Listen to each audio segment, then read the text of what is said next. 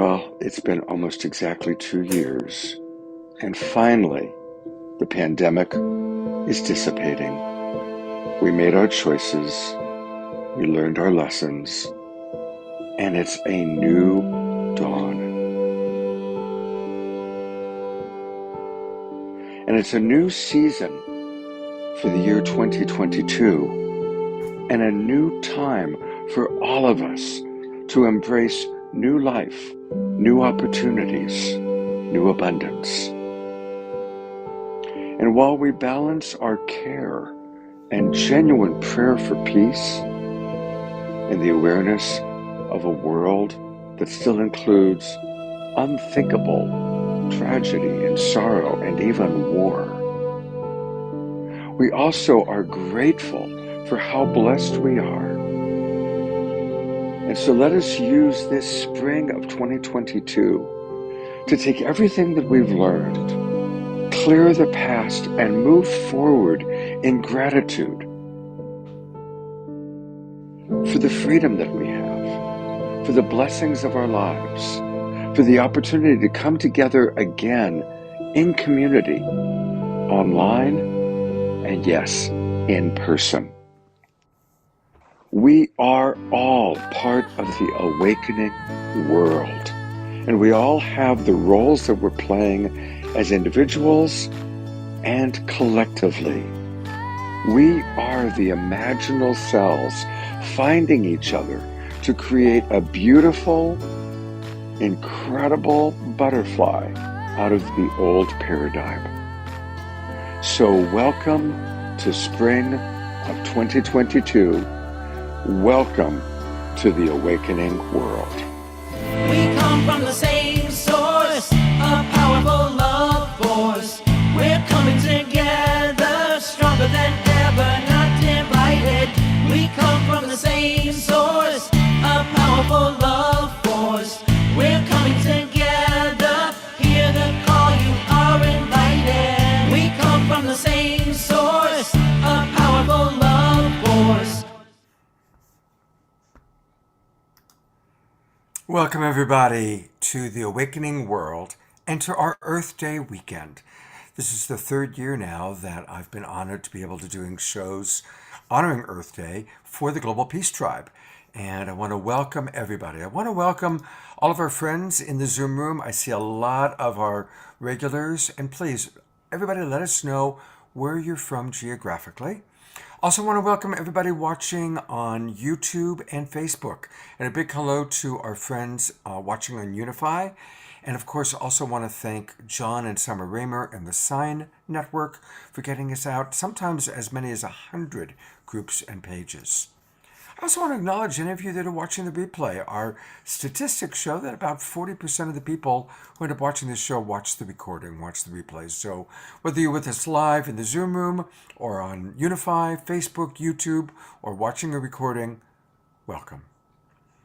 And let's all really take time with tonight's show and throughout this weekend to remember our own unique relationship to our true mother, our beloved Mother Earth, Gaia. And I'm really grateful for Robin Streckler. I'm going to introduce her first because Robin has done a wonderful job of helping to wrangle a lot of our favorite environmental leaders and teachers. She's done a terrific job. And tomorrow night, we're going to get to hear an amazing reading of her screenplay. So, Robin, thank you. You've done a terrific job this weekend, and really grateful to be collaborating with you. Thank you. It's been an absolute pleasure, and nothing better than getting these messages out about the Earth. Yeah, it's very important. So, thank you. And one of the people that I'm really grateful, he was on with us last year and he's back with us again. This is Dwayne Elgin, who is one of the really truly great pioneers in leading the way for us all. And Dwayne is an internationally recognized Earth citizen. He's written 5 books, and his most recent book is Choosing Earth. And it's available for free. We're going to show you how to do that in a little bit on his website, choosingearth.org. Dwayne is beloved throughout our Global Peace Tribe. He's a longtime media activist working for strong democracy. So welcome, Dwayne. It's really good to have you with us. Thank you so much. Good to be back again.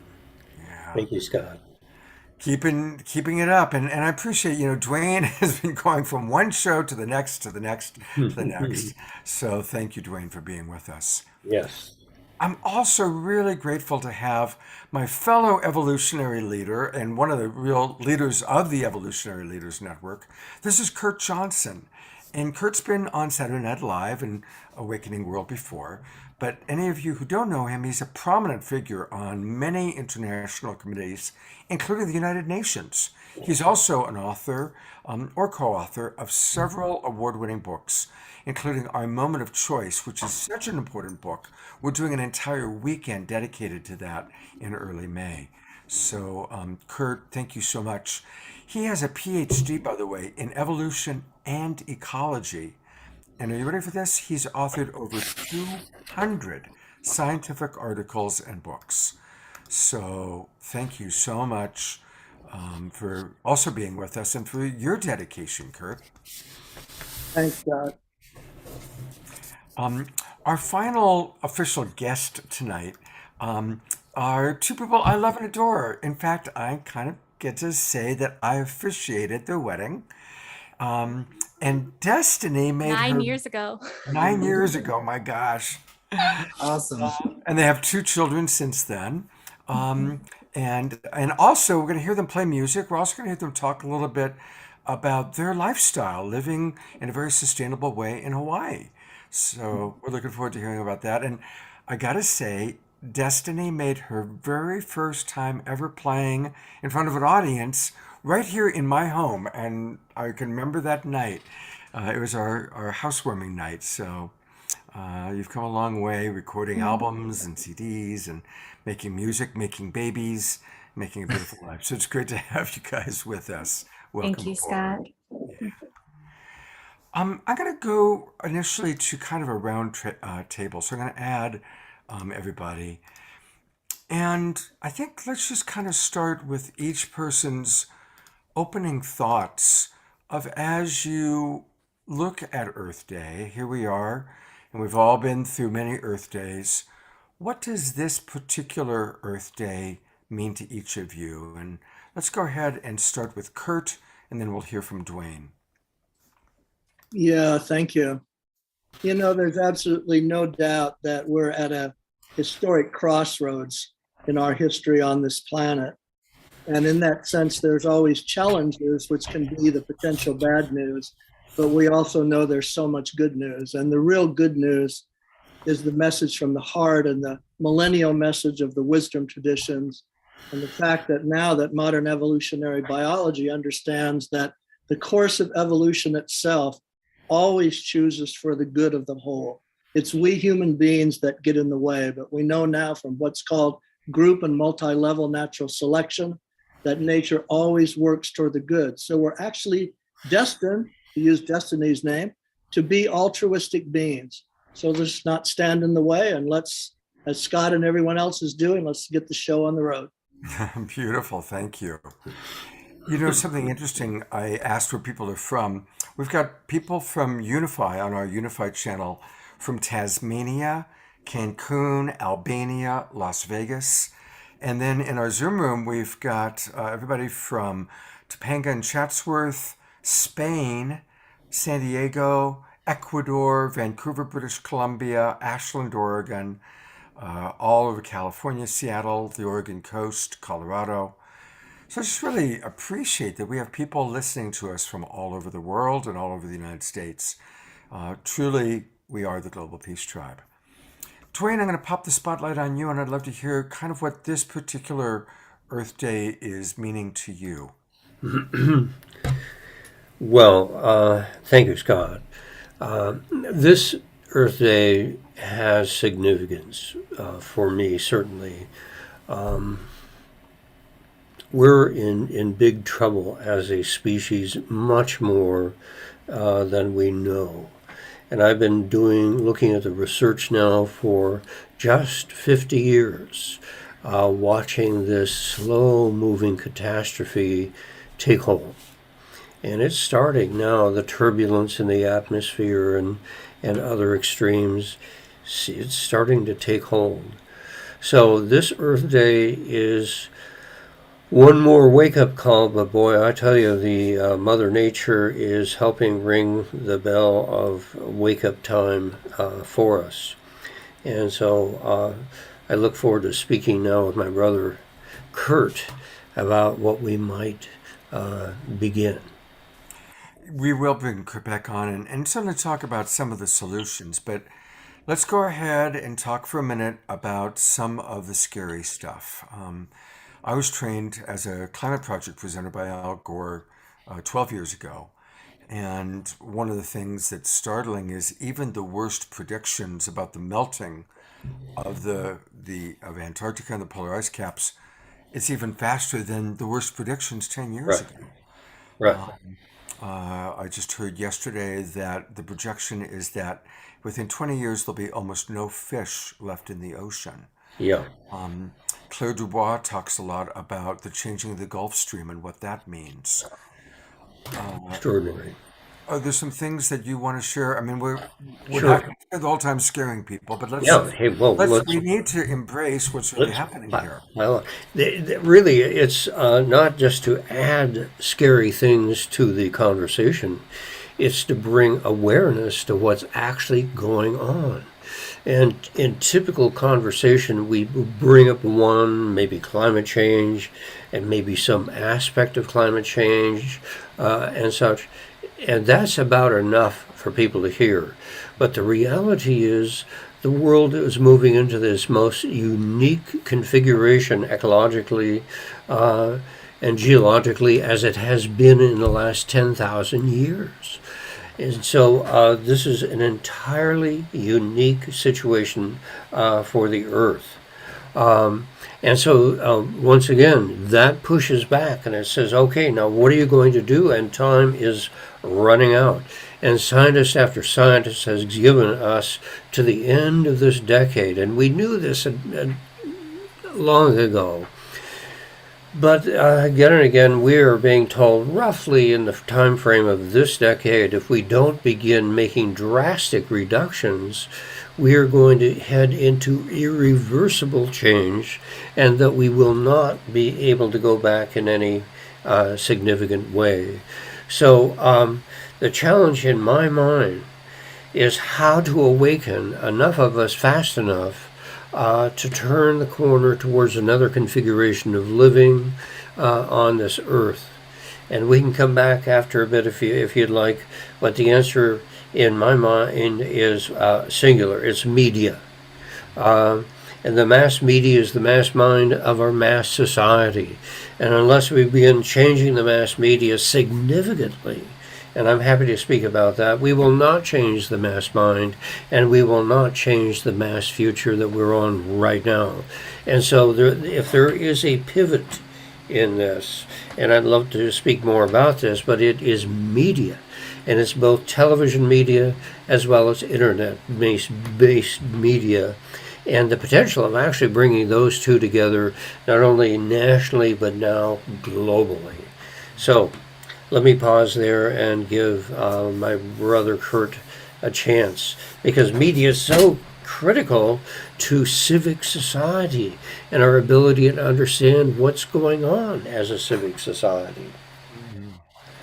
Yeah, Dwayne, thank you. And Dwayne and I had a chance to correspond a bit before this. And what's interesting, as I mentioned, science has a word catastrophe, and it defines catastrophe as anything that changes things so suddenly and unexpectedly that it completely upends what's normal.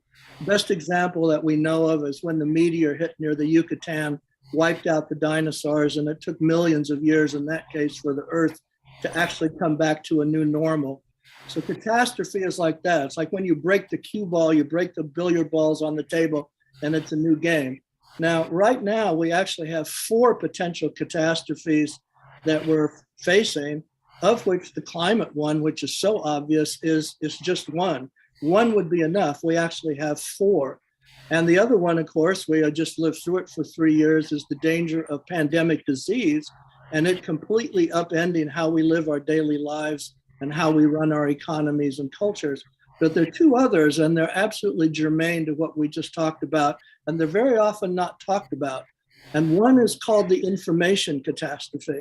And you know as well as I do, one of the problems all around the world now is that people don't know what's true. People don't know what a fact is. Information is either so controlled or so out of control that people honestly can't even know what's true. Certainly a planet in that kind of a situation can't make good decisions for itself. And then the last one is another one we don't think of, but all you got to do is watch TV, and that's called the governance catastrophe. And that is that for some reason, maybe it's our chimp and bonobo genes, but we still are fascinated with autocrats, dictators, power mongers, and people who are abusers. And we see in the current situation that we really have very few means and remedies to control those types of bad behavior at a global level. So that's what we're actually up against. But you're absolutely right that this tipping of what the consciousness is, the sense of the worldview of people on the street, every time there's been a revolution at a global level, it was because there was a complete upending of the worldview from the street level up. And I totally agree with Dwayne and what Scott's saying all the time. Not only media, but the arts, reaching out to the heart, reaching to the heart of people that understands, love, empathy, reciprocity, mutuality. That's our real hope, is to use the media in those directions. So I could say more, but those I think are just the really kind of the banner headlines. Great. Speaking of the media, I'm going to bring Robin Streichler on because Robin has written a screenplay, an environmental screenplay, and we're going to do tomorrow night during our after show, we are going to have a reading of a portion of it. So Robin, kind of addressing exactly what Kurt just said, what would you like to add? I'd like to add that I'm kind of astounded that the direction of the conversation is going this way. It's kind of like a theme that's just arising in our show this weekend. My undergraduate degree, I made it up I graduated in 1986, and it was approaching environmental problems through media. And I saw what you're saying way back then. And I chose to go two routes. I did work for CNN and CBS affiliate in Boston and some other places, and tried to kind of figure out why they weren't putting on more environmental programming, and attention to environmental problems. And I did write about that. And I said that news is selective. They may be objective, but they're selective. And they're selective for immediate crisis situations. And what happened was they never paid attention to the slow brewing dangers that we were, just contributing to unconsciously, or perhaps some were conscious, but we couldn't kind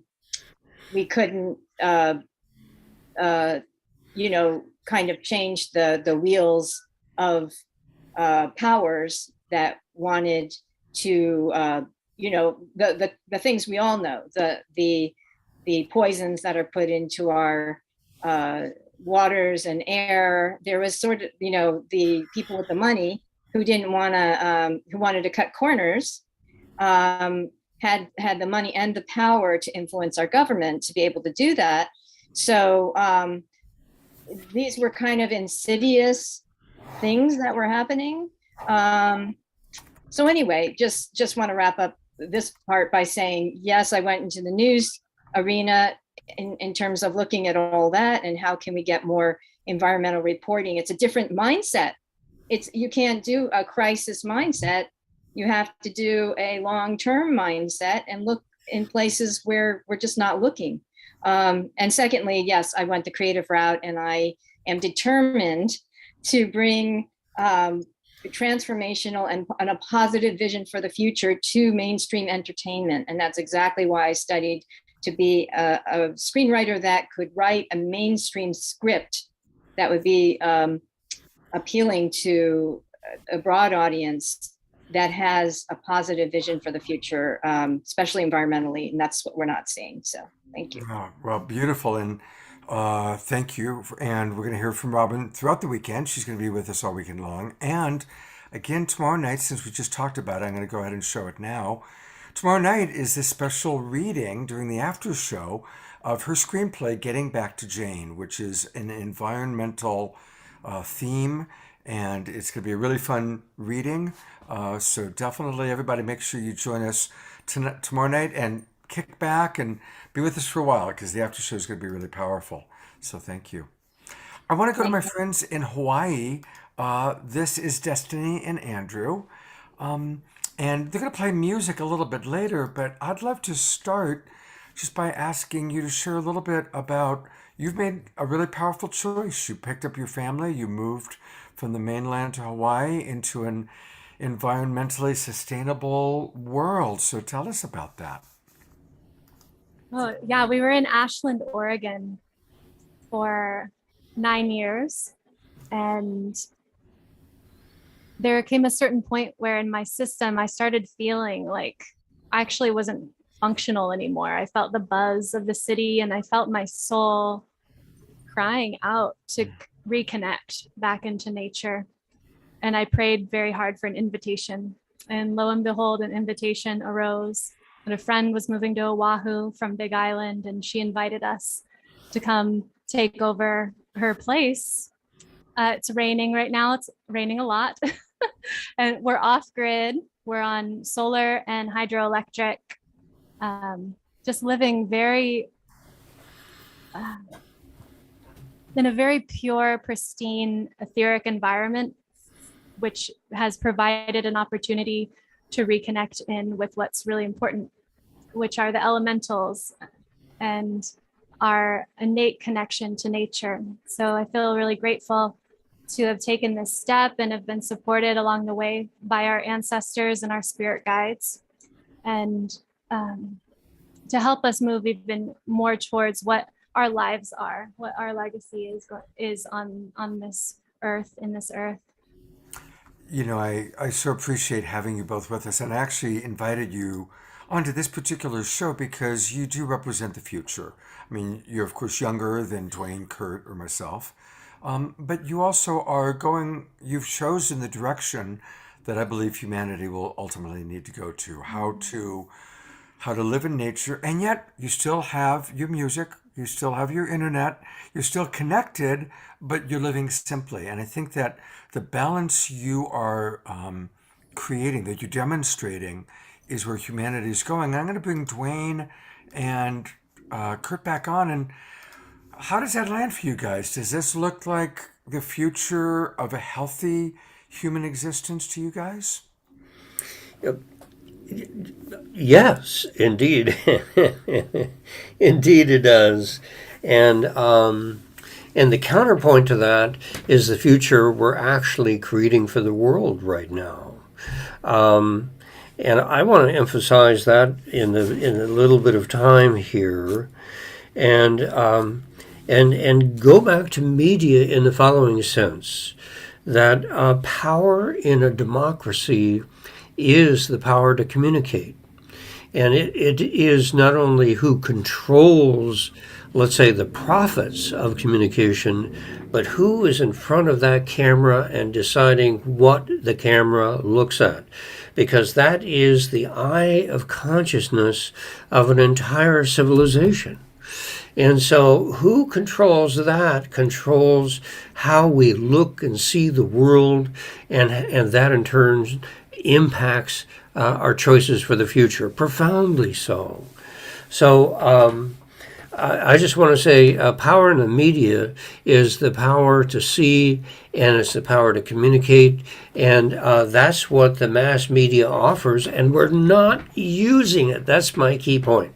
It's on the one hand, it is powerful, and we can just prove that again and again and again, but that doesn't mean we're going to use that power, even though, and this is critical, if you do the research on the communications law for this country and broadcast television, it says again and again and again, if there is ever a conflict between the public interest and the private interest of a broadcaster, it is always, always, always the public interest that will prevail. Stand up, take back the airwaves. Let's move the communications of our democracy into a new era. That's how I feel. So, Dwayne, what are some steps? What are specific practical things? Because that's what we're focusing on all weekend. What are specific practical steps that we can do to take back the media or to influence the media in the Yes. proper direction? It's very powerful. First of all, is to recognize, even though the internet is powerful, the broadcast television remains a huge force in our society. And in the United States, on a single day, we watch the equivalent of more than 1 billion person hours of television. 1 billion person hours of television in a single day. And to the extent that we can begin to move the attention vehicle of television to more constructive domains, actually much more interesting domains, we're just drifting then as a civilization, because that's where we get most of our news still. Most of the time is from broadcast television. So I would simply say, become a media activist in whatever form, local to national to global, television or the internet. Take back the airwaves, take back the tools of communication, and let's begin a robust conversation about our common future.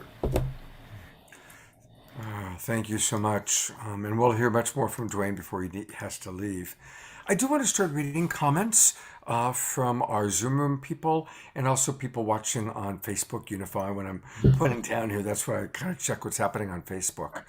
And for anybody who is watching on YouTube or on Facebook, come on into our Zoom room. It's a lot easier for us to read your comments, and I'm going to start reading comments in a minute. And it's easy. Just go to globalpeacetribe.com, globalpeacetribe.com, click register, and you can get all of the links to all of our shows for the next 2.5 months free. Just use the promo code of new friend, and come on into the Zoom room, and then it'll be easier for me to read what you have to say. Dorina writes, Happy Earth Day, everyone, as we celebrate every day as Earth Day. That's right, that's a big theme for this weekend. And she's coming to us from Ecuador. Welcome, Dorina. Percy kind of responded to the question I had asked, and I'd love to hear other people's response to the question of what does this Earth Day 2022 mean to everybody? And Percy writes, my feeling towards this Earth Day is actually the same as my feelings towards all other Earth Days. That those of us who remember the first Earth Day may recall that it came about because we were worried about the state of our beloved planet. Still are, only it's so much further along. We still have to wake up to this reality and save ourselves while we have a chance. Thank you. That's right, Percy. That's absolutely right. And a couple of other comments from Connie and Andrew, who we love. Well, maybe we'll even hear from them directly. They write that they're sending love from Loveland, Colorado, and welcome, Connie and Andrew. Suzanne writes, and this is important, our topsoil is depleting. In the last 40 years, 40% of the world's topsoil has been lost. Without topsoil, no food. And then she provided a link of Sadhguru riding his motorcycle through Europe, bringing attention to the soil. So thank you for that. And Suzanne writes in response to what Dwayne was just talking about, I've not had a television for 30 years. So thank you. Finally, Christina Islands writes, this is so beautiful, Destiny. Thank you for taking the leap, inspiring us, leading from such a connected example. Bring up Destiny for as I say that. So, thank you. Thank you. Andrew, is there anything you'd like to say? Oh my gosh. Well, so much. Part of it of coming here we're on a farm, and we just had a recent conversation with the other farm mates who also left the mainland, had a huge company doing grant writing, and that they, like we, noticed that to do a leap like this, there's a lot that has to be let go of to make space for being with mold issues or inconveniences, or being internet going out at times, and letting go of a lot of personal things that don't ultimately might make us comfortable but don't lead to happiness, and really inviting that consciousness of to give more is abundance, to have less that we comfort ourselves with that may not be necessary. And that's one part for me of being here. And then letting go of closer, tighter knit communities. For me to be more out in the country meant I had to kind of dig more inside myself and find a little more base of, because I'm an extrovert to the max, and needed to kind of come in and develop more of a personal relationship with spirit and wholeness that was less contingent on external factors. Aho. Beautiful. Thank you. Destiny, it looks like you wanted to say something. Yeah, that Go sorry, ahead. that piece is big.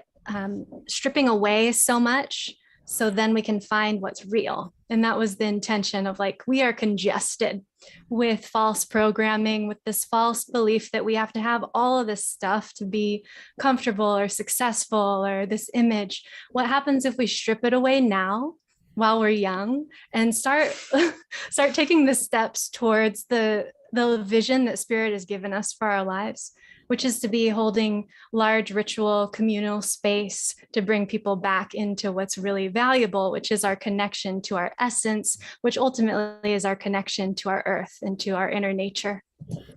Beautiful. Plug one book while we're here. That this book's been really helpful for us by Malidoma Somé.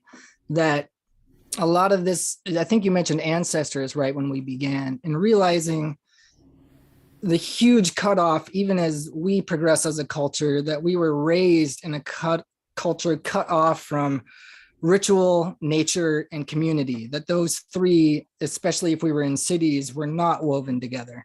And that that's the real healing, is that we, we have to come, media is important to come together in media and put out the right messages and the spirit message.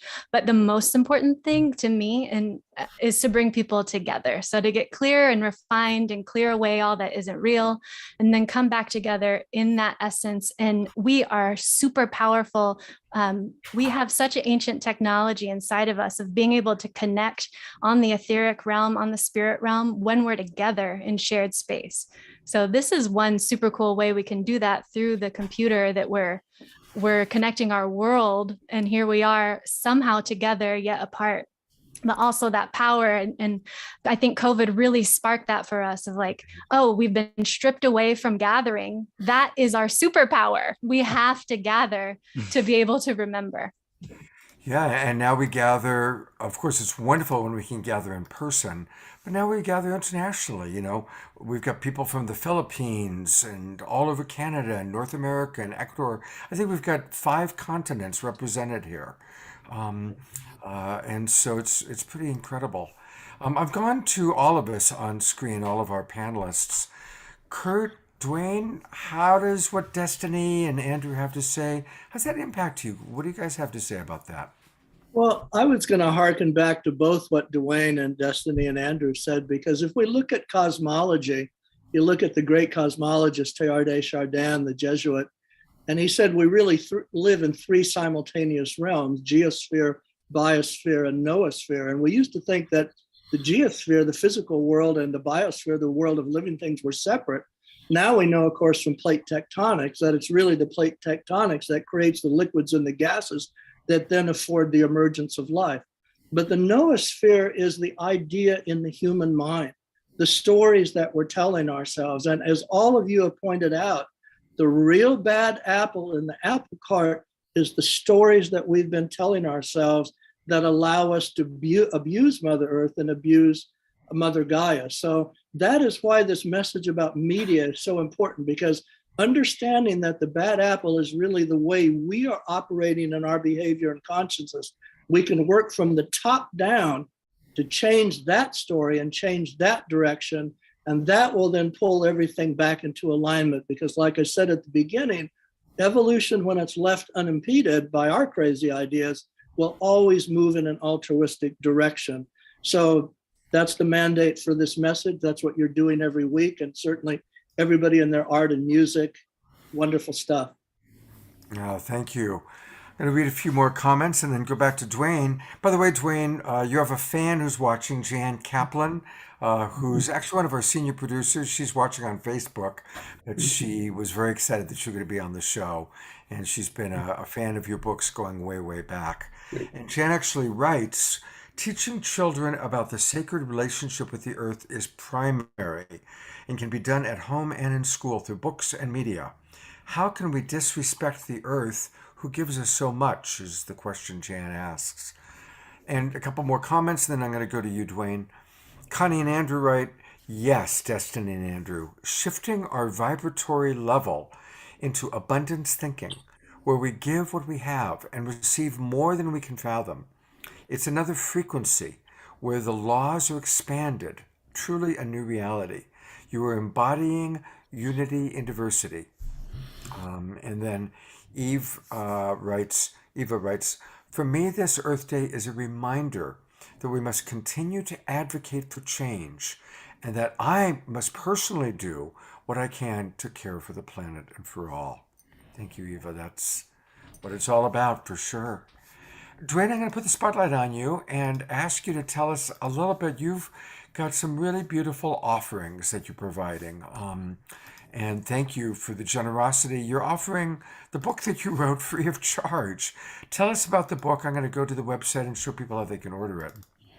The book is called Choosing Earth, and it's the fifth book I've written, and it builds on a half century of prior research looking into the deep future, and that's one of the key differences of this book. It not only looks a few years ahead, it looks 50 years into the future. And there are hundreds of references in this book. And it is deeply researched. It's not a casual exploration of the deep future. It's an in-depth inquiry, the likes of which I have not encountered. So it takes us on a very demanding and difficult ride. It's hard to read in some respects. It's exhilarating, just like a roller coaster ride can be, to read in other respects when you see that we're going through a time of great initiation as a species, a time of transition from our adolescence to our early adulthood. And that, as we know from our own personal experience, can be very tumultuous to go through our adolescence. In the same way, we shouldn't expect it to be any different for a whole planetary species to move into our early adulthood. So we're on a journey that in many ways we all already recognize, but it's going to be fresh and new and challenging. It's never happened anything like this in human history. Yeah, we're in for quite a ride, and I think your book probably shares that with us. So to get the book, everybody, go to choosingearth.org. That's the name of the book. It's the name of the website, choosingearth.org. And in case people don't see this, Jean Houston, one of the great minds of our time, she's been on our show a few times. She's brilliant. Listen to what she says. She says, Choosing Earth is the most important book of our time. And that's coming from Jean Houston, probably one of the best well-read, well-informed, well-educated women that I know. So that's a remarkable thing. Anyway, go to choosingearth.org and then go to, you'll see where the book is right here, and you can just download it as a PDF, and that way you get the book right away. If you prefer and you want a print book, you can go to Amazon and you can get an ebook for tablets, or you can get the print book by going to Amazon. So, and let's all definitely subscribe to the newsletter. That's really, really important. Great. And so I really want to encourage everybody, like right now, while I'm talking, just like I'm doing, subscribe to his email so that we can stay in touch. It always asks me for these things. Let's see, and then I get them wrong when I'm doing it on the show.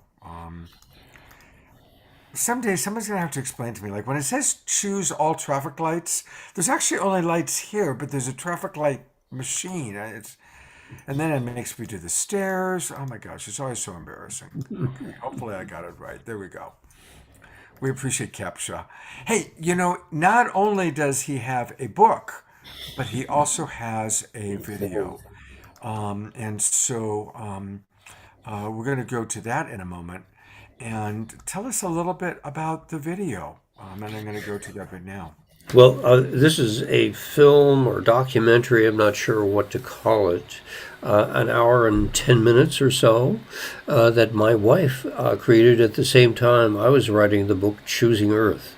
And so this is her original creation, and you could even watch a minute or two of the trailer there and get a taste for it. But it's a documentary that pulls together all of these threads, describing what we're facing as a species right now, and not simply climate change, but also species extinction, resource depletion, especially water, an overextended population that we cannot support with the resources that we're currently configured to use, and so on. So we're facing an extraordinary crisis as a species, and this film gently but powerfully just lays it out so we can see it, receive it, and hopefully learn from that. Well, thank you so much for that. And by the way, you can find the film by going to choosingearth.org/video. choosingearth.org/video. And that's how you can do that. Dwayne, I don't know. I know that you have a lot going on, so if you need to take off, you are welcome to do so. But I'm going to bring on your comrade Kurt to maybe wax poetic for a moment about, Kurt, how has Dwayne impacted you, and what's your awareness of how Dwayne has impacted our world? Well, among so many people, Dwayne is one of the most beloved, and certainly within the evolutionary leaders. Like they always say, Dwayne's always there for us, and they go through the list of the others that are always there for us. But without people who have championed this holistic vision and then how it relates to these most critical crises, we'd be in far worse shape than we are. So it's people like Dwayne and others, and people who blow that trumpet and beat those drums that are so important. And I think and probably going to show a little later, we're doing a special on Voice America with the evolutionary leaders that begins with Dwayne and Dwayne's book, and then follows on a whole nother group of major Earth-related thought leaders. So we'll go into that down the line. But absolutely, one of the great blessings now is that science, particularly now with how we know, with the new view of evolution as cooperative and not competitive, at least now finally mainstream science is also on the same page with that message that has been there from wisdom for millennia. So we can't say enough about Dwayne. Yeah, beautiful. Dwayne, thank you so much for blessing us with your time and energy tonight. God bless you, and thank you for 50 years of service to Mother Earth. Let's all twinkle Dwayne while we have him on camera for just another minute. 50 years of service. And Dwayne, I hope that 50 years from now we're doing another show with you. And it's like somehow humankind pulled it together. All right. I'm going to go to Destiny and Andrew for some music. Because we always like to combine music with what we're learning. And so, Destiny, Andrew, what do you got for us tonight? We're going to play this song that I actually wrote this quite a few years ago. It was on my first album.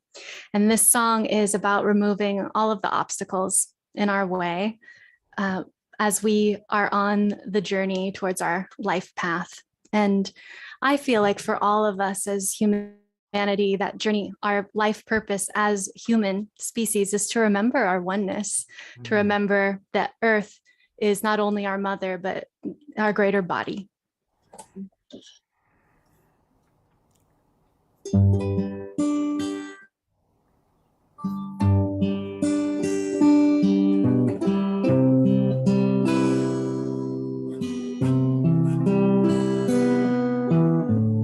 I don't need to know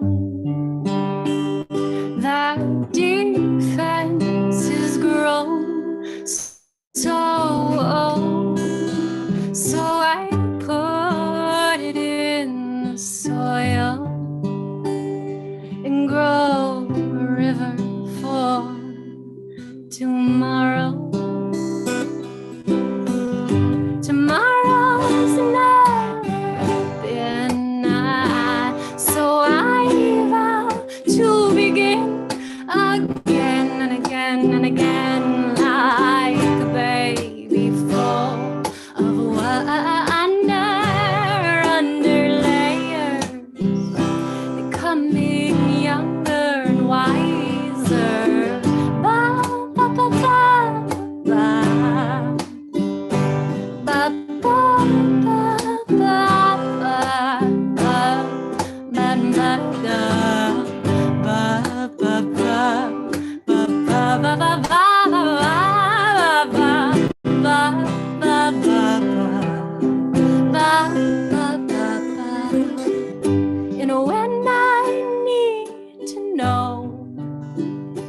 Great Spirit will inform my body, 'cause my body is the bridge to my soul. Language, I'm calling on the force that removes all the obstacles to living in my true, yeah, Great Spirit blueprint. How I'm gonna party.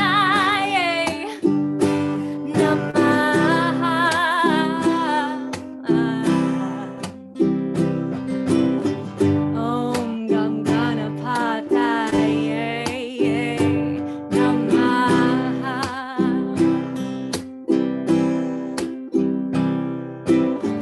Jaganesha, Jaganesha, Jaganesha,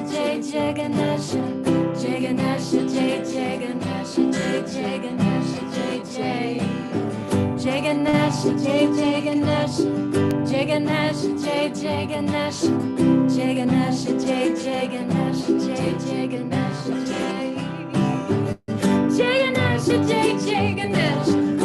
Jaganesha, Jaganesha, Jaganesha, I don't need no that defense has grown so old and so cold, so I put it in the soil, dig my hands in the soil, grow a river for tomorrow, for my children now. I'm gonna party.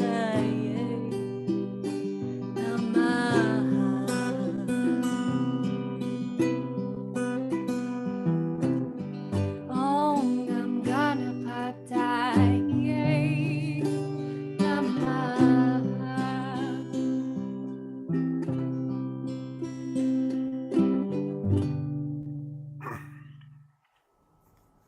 All right.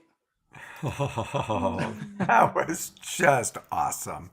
I love you guys so much. And it's so Thanks, God. wonderful to have you sharing your sweetness and your purity and just as beautiful. And thank you for bringing Ganesha.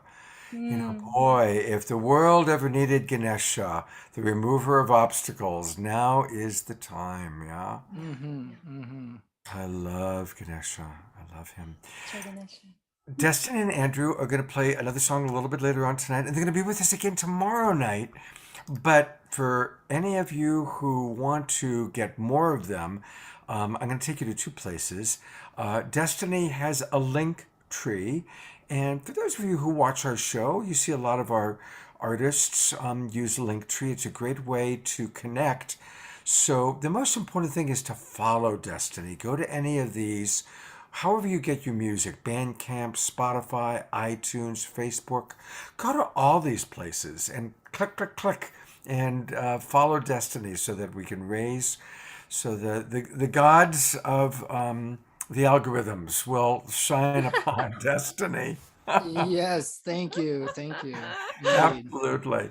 And again, that's if you just go to Linktree and find Destiny Love Music. You can also find that at destinylovemusic.com if that's easier to remember. Oh, well, that's good to know. I'll go there next. I will go to destinylovemusic.com. But wait, there's more. There's Andrew. And Andrew, her beloved husband, also has a website. And we're going to go there for a moment. And it's andrewlovejones.com. Andrew Love. And tell us about Papa's in Progress, Andrew. I don't know about this. Well, I realized as a new father that we need so much support, and that especially when I watched during the birthing process, that there's this monumental change happening in the woman, which is a natural process. And then we're going through this whole process, and a lot of us is trying to gather strength to support this process.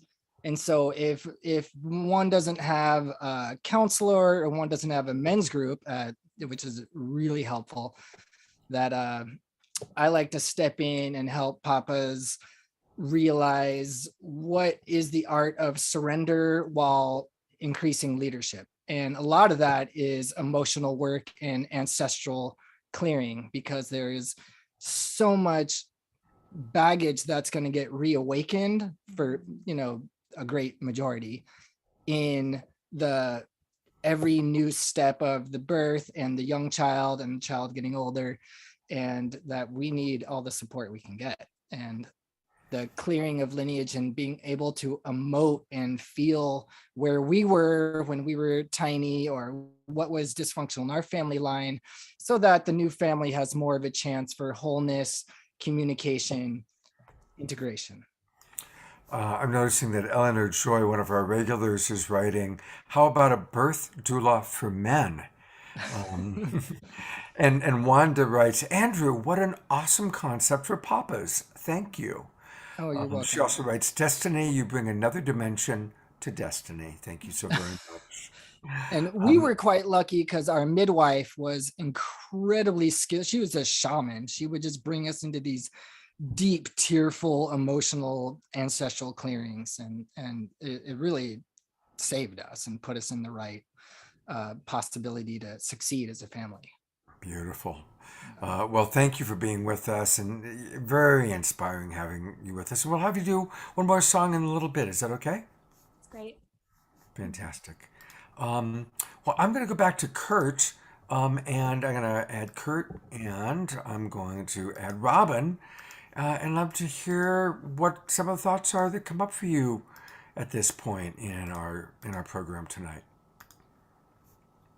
Kurt? Well, one that comes up for me, and Destiny and Andrew just talked about, if we really talk about the thresholds of paradigm shifts that are going on now toward the potential of what humanity could be, one of them is this recapturing of our ability to understand the subtle realms.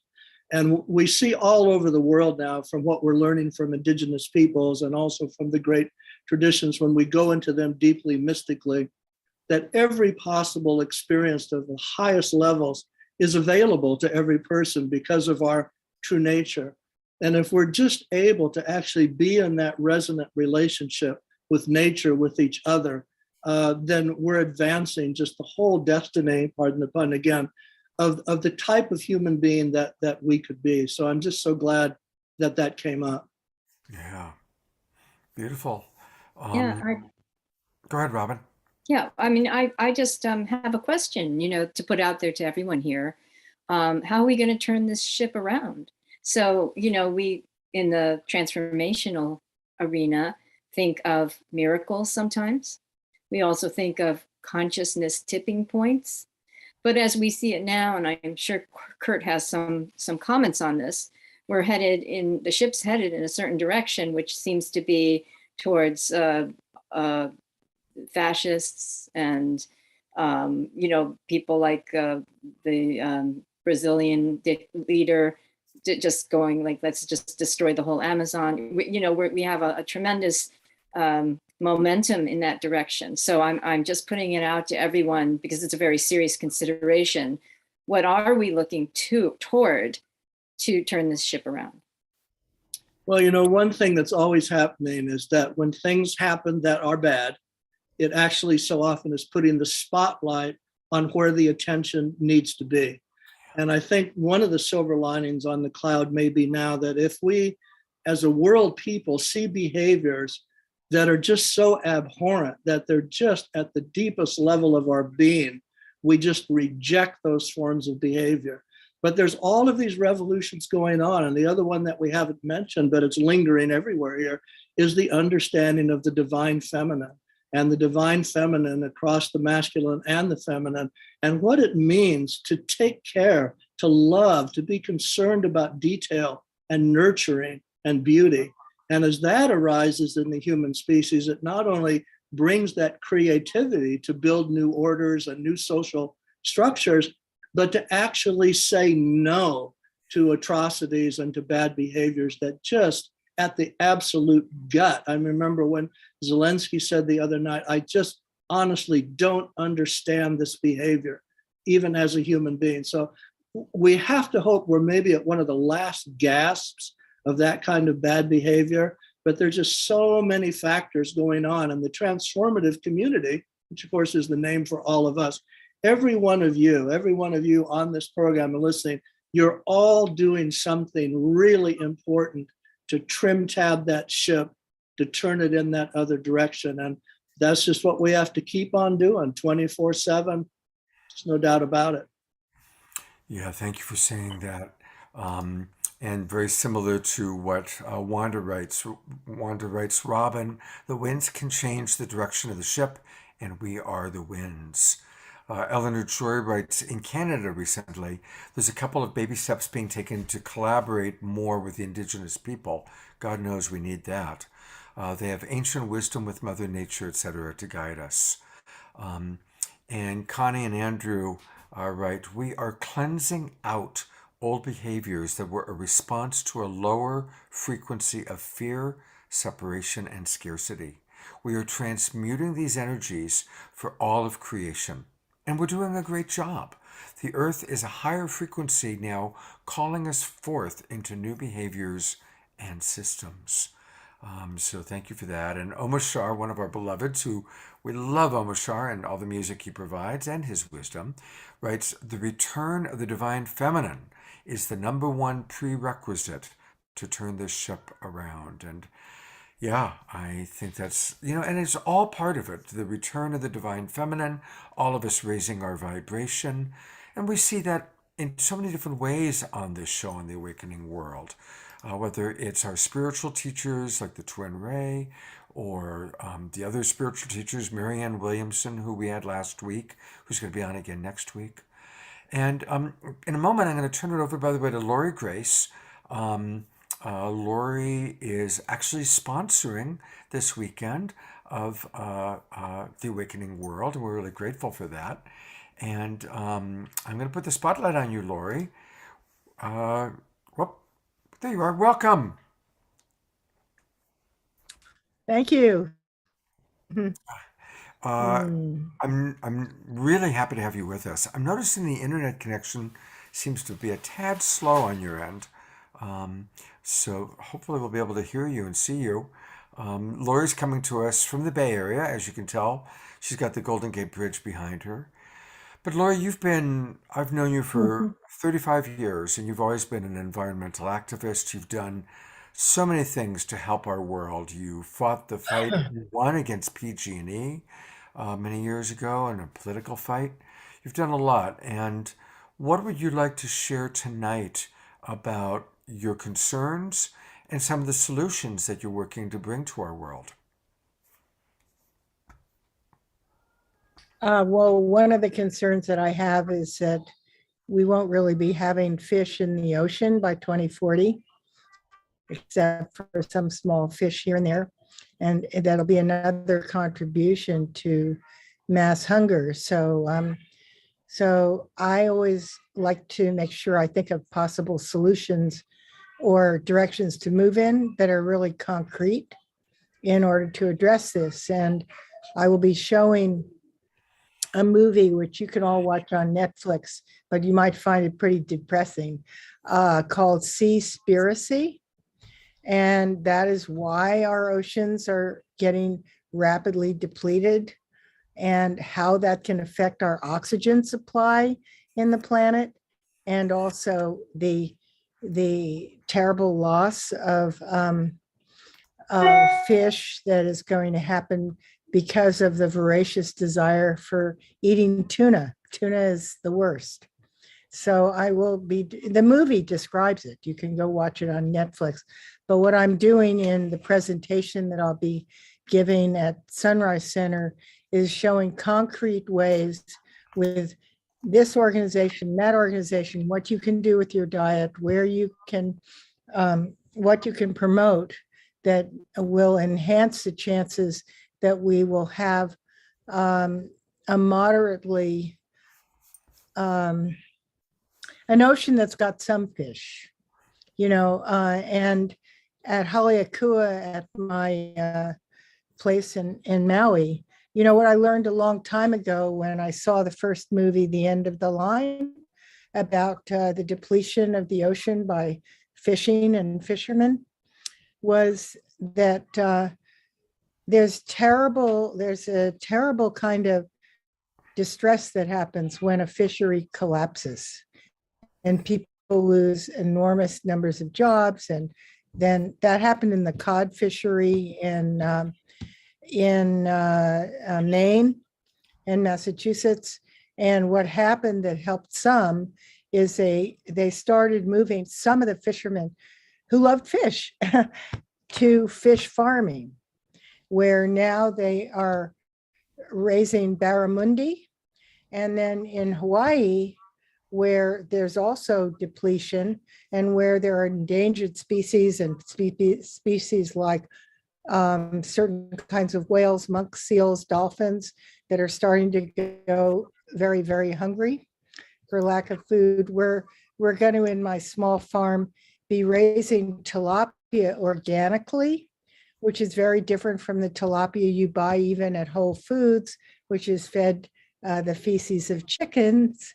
And we're going to raise them organically and really try to educate people that the future of preserving fish on the planet lies with the human species.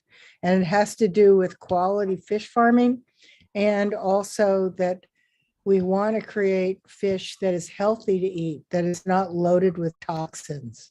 So that's some of what we'll do. And we're a small farm, so all we can do is teach through the university system and spread it. So, but I'm going to discuss a lot of different things in this evening, and we'll be open to plenty of questions and answers.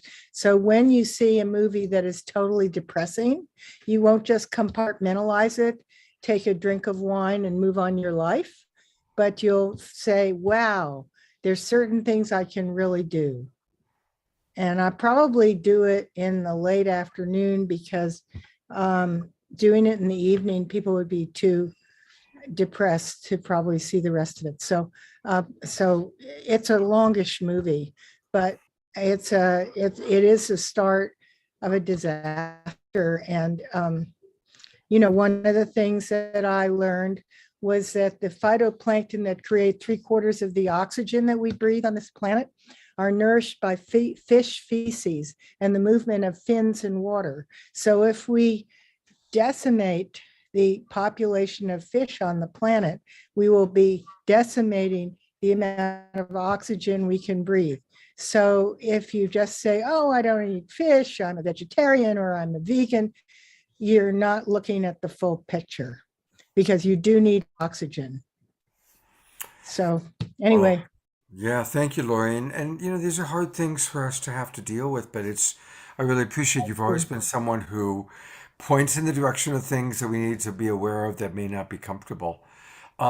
Wanda writes a question for you, Lori. She says, Lori, have you reached out to Boy Scouts, Girl Scouts, Campfire Girls, and the like? They need to work, they need to earn environmental badges. What a great resource you are. So that's an interesting idea. it could be. Mhm. Yeah. Um, Yeah. uh, And there also, I will also want to let you know, the water in the ocean is getting progressively warmer and warmer, and coral will be dying, and it's also more and more acid. In fact, it's going to be like soda water, okay, and start dissolving and working on the shells of mussels, clams, and lobsters. And I wanted to let you know that there's research being done at the California Academy of Sciences to create a coral that can survive in warmer water, and they're being successful. wow. I'm going to bring Kurt on to So you can. Mhm. a couple comments, and then I've got Kurt on with you, Lori. Michael in our Zoom room writes, a lot of people are overwhelmed with climate change and its impact on our survival. Mhm. Educating oneself and your friends about solutions to climate change is a starting point. So, question for both of you. What is helpful is focusing on local solutions that are simple. What are some local solutions that either of you want to offer? Well, I want to mention a couple of surprises. First of all, all of you who know me well know that as a mainstream biologist, I was just blown out of the water when the evolutionary paradigm changed from the competitive view of evolution to the cooperative view of evolution. I never thought that reductionist mainstream science would become an ally of the transformative message. But as Grace just said, there are amazing things going on that they're discovering in what's called post-climax biology. I'll just run that by in a little bit. Nature is regenerative, and it moves toward complete regeneration to what's called the climax level. But when we go out and we disrupt it, it gets to a point that's called disclimax, where it can't regenerate again. So for instance, if you would have gone to Kansas in the 1700s, you could have stood on the saddle of your horse and still not seen over the tops of the grasses. Now we're lucky if we can see grasses even 6 inches high there. And we've created a disclimax in our entire central United States. And that's why people like Bolsonaro in Brazil say, why should you tell us not to disturb the Amazon when you already destroyed the entire plains prairie system of North America? And there's some truth to that. But what's happening now, and this is happening in this coral reef research, amazing things they're finding out now by rebuilding substrate, changing the chemistry a little bit. Not only can you get the reefs to regenerate, but they regenerate at a faster pace. So if you actually go online and you just Google coral reef regeneration, it's just amazing. So we may surprise ourselves just in the sense of the ingenuity of human beings, in the sense of post-climax solutions we can come up with. Well, that's So a to follow beautiful. what he said, so if you want to do a real action step instead of just an idea, you join as a member of the California Academy of Sciences. You take a trip to listen to their programs on coral. You encourage other people to do that. You can make minor donations or more major. And then one of the most interesting things that is totally simple, stop eating tuna. Tuna is the worst fish possible for hurting the ocean, because the bycatch of dolphins and sea turtles for every piece of tuna you eat is very big, and that there are dead dolphins thrown overboard and dead sea turtles from tuna. So stop eating tuna. On the movie, they say stop eating fish, but some farmed stuff is probably okay. But the tuna is also loaded with mercury, so you could really help yourself. So that's a simple action you can do. Thank you. Stop eating tuna. All right, so let's all stop Mhm. eating tuna and also join the California Academy of Sciences. I've brought Robin and Destiny and Andrew back on for a minute, and I'm going to read something that Connie wrote. Connie and Andrew wrote, "When we trust and listen to our hearts and watch the signs of the universe and take bold, committed action, we contribute to the collective consciousness." And then she's providing the very beautiful book that they wrote, The Trust Frequency. So I'll open that up and just show people that for a minute. And this is a wonderful, wonderful book that Connie and Andrew, they're two of our favorite people who are regulars, have provided. They come on, and you can go to, where is it here? Here we go.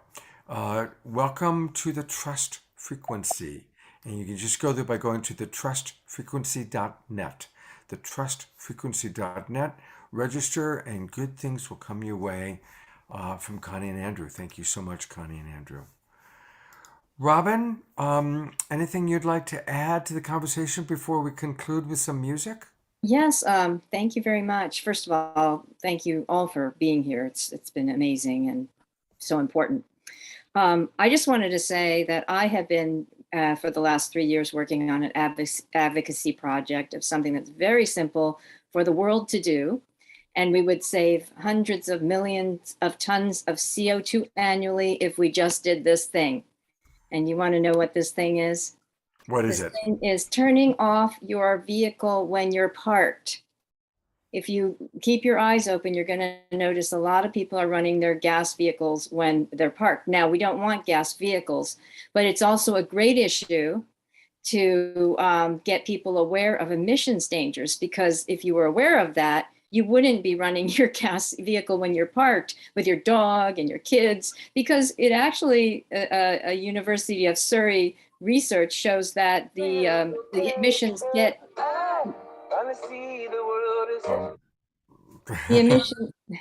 the emissions get into your car as well. So anyway, there's lots of reasons to turn off your vehicle when you're parked, but I think it's I think that I posted an article in the chat. That's my article with the Trends magazine with we.net, wetheworld.net. And I think the power of such an issue, and you can find lots of issues that we don't pay any attention to that could do a lot of good.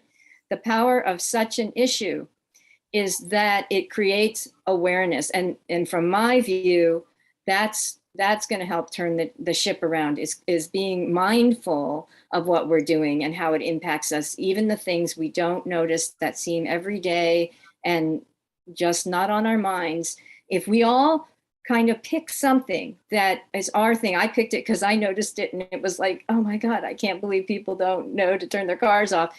If you just pick one thing and you get other people to be mindful of it, I think that's a beautiful way to nudge people towards a more conscious world. So that's what I have to say. Thank you. Oh, beautiful. Thank you so much. And thanks again for everything you've done. And we'll see you again tomorrow night and again on Sunday. And I'm going to go to something really cool that our friend Kurt has been working on. Kurt, tell us about what you're doing with Voice America and Choosing Earth. Well, I think, as everybody knows, that the evolutionary leaders had this award-winning book, Our Moment of Choice, last year. And it's coming out in paperback from Simon & Schuster in May, actually May 3rd. So we actually have created an entire year of programming at Voice America based on that theme, and we're calling it Humanity's Moment of Choice. And we're going to actually be looking at this pivotal moment in history through all of these lenses of all of these thematic issues. So the first one, timed around Earth Day and starring Duane Elgin and others, the first one in this series is called Choosing Earth, based on the title of Duane Elgin's book. And it starts with Duane, and he actually sets the table. And then we go to David Korten, who I think you know is New York Times best-selling author of The Great Turning, When Corporations Rule the World, and Change the Story, Change the Future. So he follows Duane, and then we go to Richard Clugston. And Richard Clugston is the chair of University Leaders for a Sustainable Future.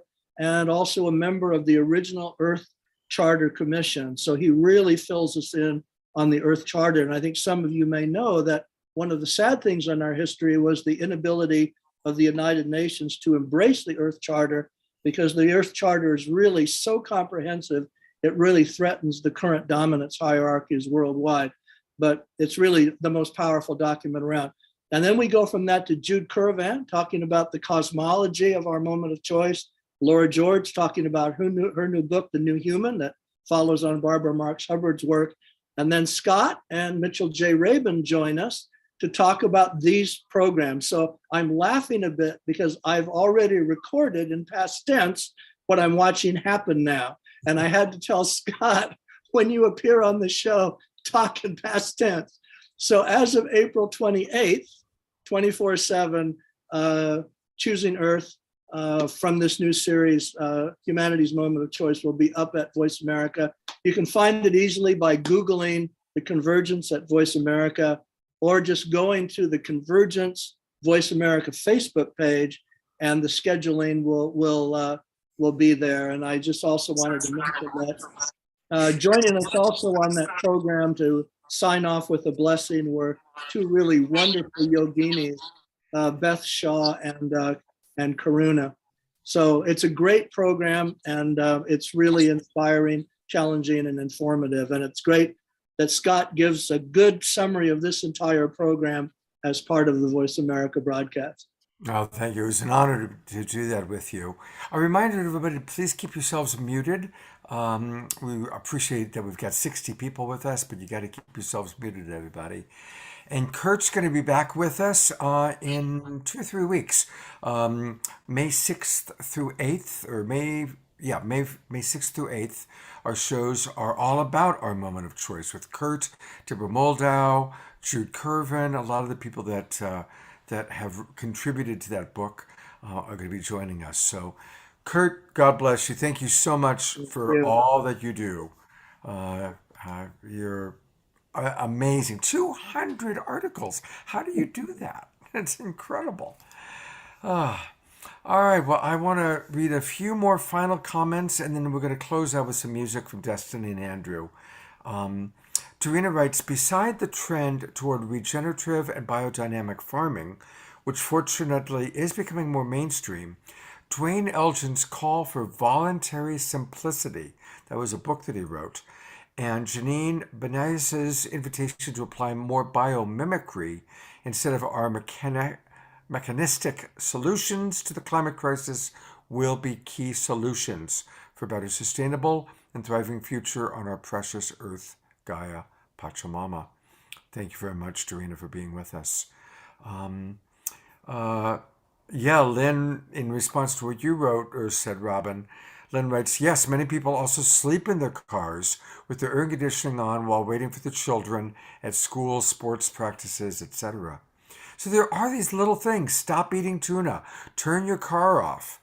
Michael Lapelli writes, transportation contributes the most to increasing greenhouse gases. Support your local communities in advocating for safe, low-stress bike networks that connect all of our daily needs to allow us to get out of our cars. Absolutely. Connie and Andrew, thank you again for all of your contributions. Wanda is asking you a question, Kurt. Does Voice America have a newsletter? And he writes, not a newsletter, but a huge website. So I'll pull up the Voice America website while Destiny and Andrew are playing music. We'll take a look at it just before we leave. All right. Well, thank you, everybody, for your comments. Lori Grace, Cynthia Nelson from Unify sent you a big thanks, a lot of appreciation for what you shared. And I'm noticing several other people were appreciating you. So thank you very much for all that you do. And again, she mentioned she's in the Bay Area, and Lori loves to do live events. Remember live events where we actually hug each other and we're like in a room together? And Lori is located in the San Francisco Bay Area. She is going to be a big part of the New Living Expo, which is next weekend. Our whole show, Awakening World, is dedicated to a lot of the presenters who are going to be at the New Living Expo. That's going to be next weekend. We'll see Lori again. We'll also see May John 6th Gray. through 8th. It's 2 weekends. Yeah, but on the Two Awakening weekends, World. May Yeah, 6th through 8th. yeah, no, I'm talking Oh, about that one. our Yes. show. Yes, on our show next weekend will be The online. The That's online. Yeah. the online version is next weekend. The live in-person version, where you can meet Lori Grace in person, is in 2 weeks, and you'll be hearing all about that next weekend. So, all right, I'm going to turn it over to Destiny and Andrew to complete this evening. You are such an inspiration to us. Thank you so much, both of you. Thank you so much, Scott. We love you. So as we're tuning in, we're thinking like, which way, in what ways can we make a big difference? And I feel like supporting clean water is important because as we provide clean water to our indigenous communities throughout the world, we're preserving the ancient technologies, which will bring us home to connection to nature and to each other and to the earth and to remembering why we're here.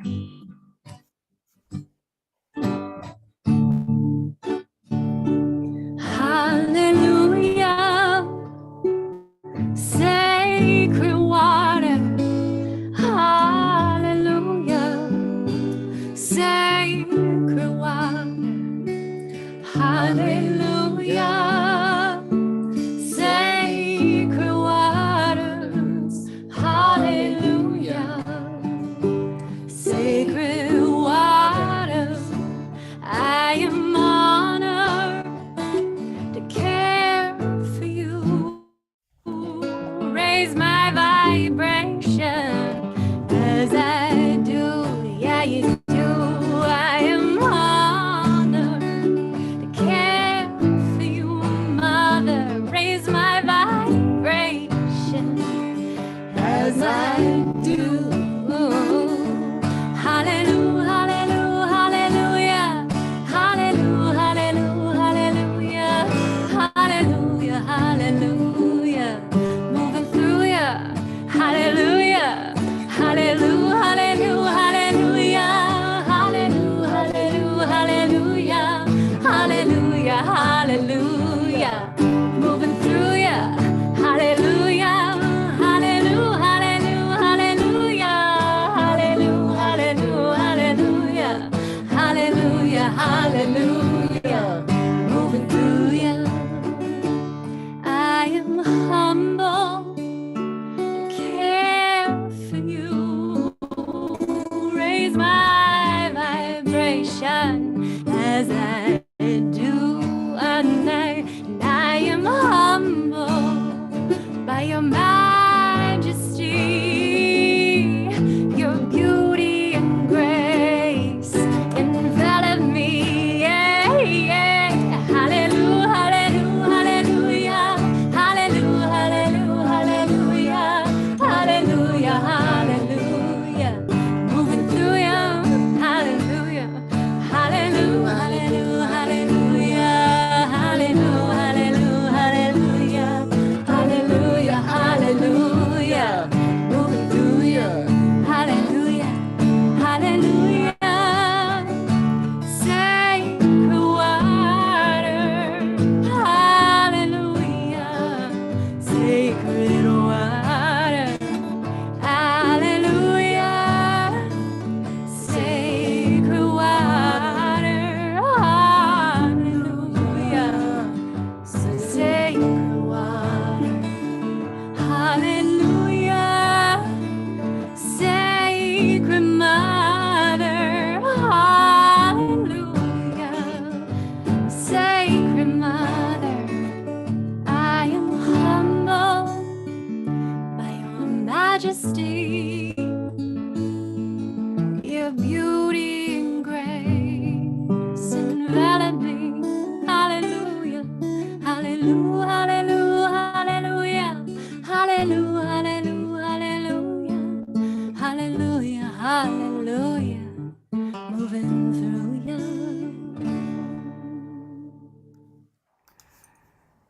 Oh, You guys, that was awesome. Just Uh, awesome. I I've gone think to I can, gallery views so you can see people twinkling you away and giving thanks. Thank you so much. I It's can just hear the hoots of it's approval. beautiful. Just Thank beautiful. you. And if anyone wants to make a trip to Hawaii in August, we're planning a Singing Spirit Alive embodied voice healing retreat. We don't have the dates locked in yet, but we're looking at August. So just follow us on our pages and stay in touch. Well, as soon as you have the dates, let us know. We'll bring you back on. You'll do a song and we'll let everybody know about it. All right. Great. Thank And you, they're going to be Scott. and they're going to be with us again tomorrow night. So definitely join us tomorrow evening, where we have a lot of wonderful presenters lined up. By the way, I did find Voice America. They do have a huge website. So if you go to voiceamerica.com and then just put in Kurt Johnson, and boom, this pops up, the Convergence, Moment of Choice. But there's so many wonderful podcasts on Voice America. But let's start with Kurt and what he's created. So thank you again, Kurt, Destiny, Andrew, Robin, Lori Grace. Thank you, everybody. And thank you, everybody, for watching. And I love we had about 60 people in our Zoom room and, of course, hundreds watching on Facebook. Share this out. You know, this is really how we grow our audience. So please share this with people so people can learn from Kurt, enjoy, and be inspired by Destiny and Andrew. Let's all really get this word out. And let's all create a new earth together in a beautiful way. Yes, Percy, I agree. That was a sweet musical vibe from a sweet duo. Absolutely. Take care, everybody. I hope to see you tomorrow night. Have a beautiful evening.